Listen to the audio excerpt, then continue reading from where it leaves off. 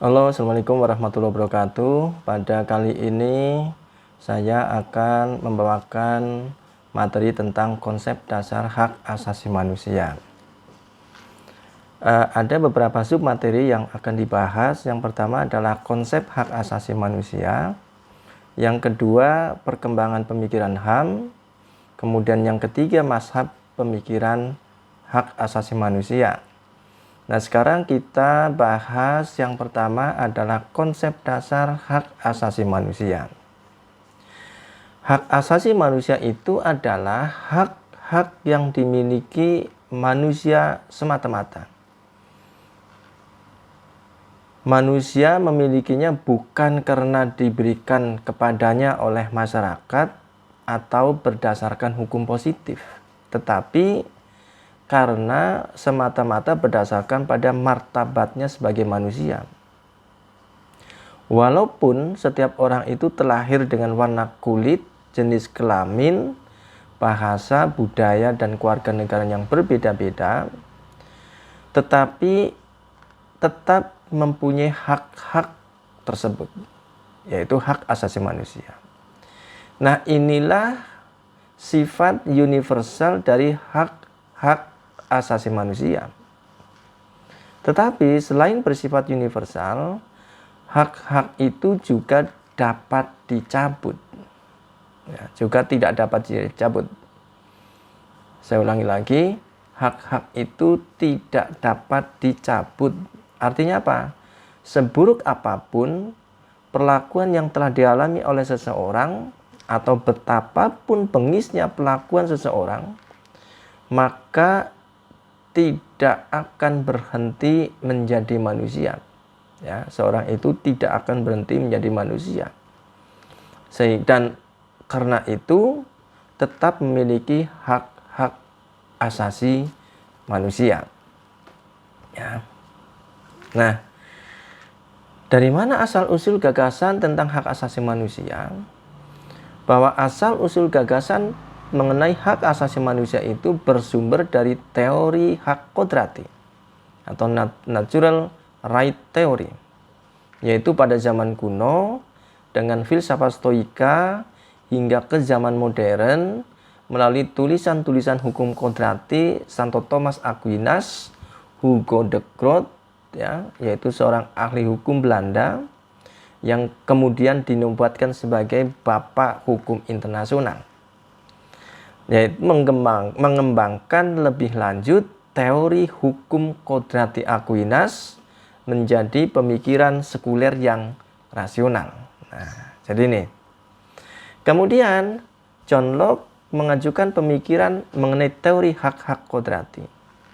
Nah, gagasan John Locke ini tentang hak kodrati melandasi munculnya revolusi hak dalam revolusi yang meletup, ya, dalam revolusi yang terjadi di Inggris, Amerika Serikat, dan Perancis pada abad ke-17 dan abad ke-18. Ya. Dalam bukunya, John Locke mengajukan pemikiran bahwa semua individu dikaruniai oleh alam hak yang melekat atas hidup, kebebasan, dan kepemilikan yang merupakan milik mereka sendiri dan tidak dapat dicabut atau dipreteli, ya kata orang Jawa, dipreteli oleh negara. Nah, ini menurut John Locke dalam bukunya The Second Treatise of Civil Government and Later Concerning Tolerance. Nah, mengatakan seperti itu, ya. Kemudian pada abad ke-19, Edmund Burke, ya, seorang Irlandia resah, ya, yang resah dengan revolusi Prancis. Ya. Edmund Burke itu adalah salah satu penentang teori hak-hak kodrati yang dikemukakan oleh John Locke tadi, gitu ya. Nah, Burke bahkan menuduh para penyusun Declaration of the Human Right of Man and of the Citizen mempropagandakan rekaan yang menakutkan mengenai persamaan manusia. Deklarasi yang dihasilkan oleh Revolusi Prancis menurut Edmund Burke ya adalah ide-ide yang tidak benar dan harapan-harapan yang sia-sia pada manusia yang sudah ditakdirkan menjalani hidup yang tidak jelas dengan susah payah. Nah, ini menurut Edmund Burke ya. Kemudian penentang teori kodrati lainnya, teori hak kodrati lainnya adalah Jeremy Bentham. Ya, seorang filsuf utilitarian dari Inggris ya. Nah, menyampaikan kritik ya bahwa teori hak-hak kodrati itu tidak bisa dikonfirmasi dan diverifikasi kebenarannya. Menurut Jeremy Bentham, bagaimana mungkin mengetahui dari manusia dari mana asal hak-hak kodrati itu? Nah, menurut Jeremy Bentham lebih lanjut mengatakan bahwa hak sebagai kata benda adalah anak kandung hukum. Dari hukum real lahir pula hak-hak real. Tetapi dari hukum imajiner atau hukum kodrati ya, maka lahirlah hak-hak rekaan. Nah, ini menurut Jeremy Bentham ya. Sehingga kemudian Jeremy Bentham mengatakan bahwa hak dan hukum adalah hal yang sama, sehingga ya menurut Bentham ya tidak mengenal hak yang lain, ya tidak mengenal hak yang lain. Nah, kemudian setelah Perang Dunia Kedua, menjelang maupun selama Perang Dunia Kedua, ya, gerakan untuk menghidupkan kembali hak kodrati menghasilkan rancangan instrumen internasional yang utama tentang hak asasi manusia. Ya. Ini dimungkinkan dengan terbentuknya PBB pada tahun 1945, dan kemudian setelah itu ya berakhirnya perang yang mengorbankan banyak jiwa, ya, jiwa manusia. Dengan mendirikan PBB, maka masyarakat internasional tidak ingin mengulang terjadinya Holocaust di masa yang akan datang.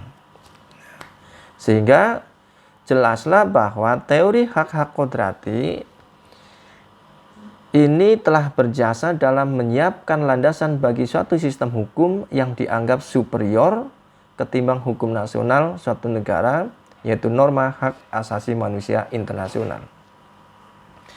Sekarang kita lihat perkembangan pemikiran hak asasi manusia.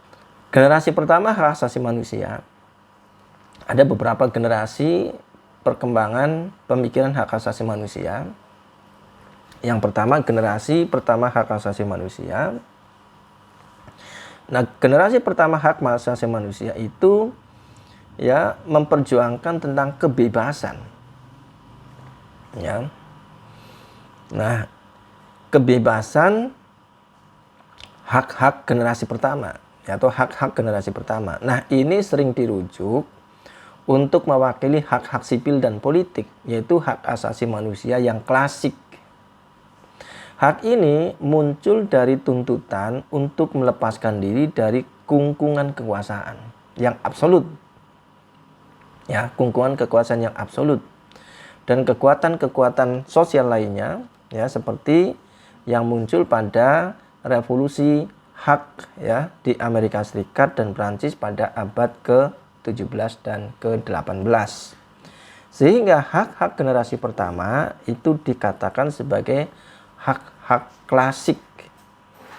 Nah, inilah hak-hak klasik yang dapat katakan hak-hak klasik pada generasi pertama hak asasi manusia, yaitu hak sosial dan politik yang meliputi hak hidup, keutuhan jasmani, hak suaka dari penindasan, kebebasan beragama, persamaan di muka hukum, partisipasi politik, pelindungan yang efektif dari diskriminasi, berkumpul dan berserikat, pelindungan terhadap hak milik dan privasi. Nah, inilah generasi pertama hak-hak asasi manusia, yaitu tentang hak generasi pertama, yaitu hak sosial, dan politik. Kemudian generasi kedua hak asasi manusia yaitu memperjuangkan tentang persamaan, ya, diwakili oleh pelindungan bagi hak-hak ekonomi, sosial, dan budaya. Hak ini muncul dari tuntutan agar negara menyediakan pemenuhan terhadap kebutuhan dasar setiap orang, mulai dari makan sampai pada kesehatan. Negara dituntut bertindak lebih aktif supaya hak-hak itu dapat terpenuhi dan tersedia.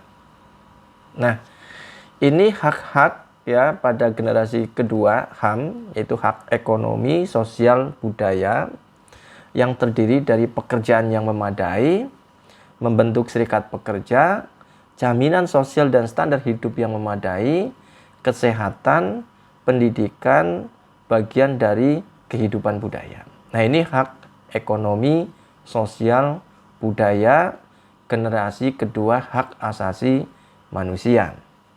Kemudian yang berikutnya adalah generasi ketiga hak asasi manusia, yaitu persaudaraan. Ya.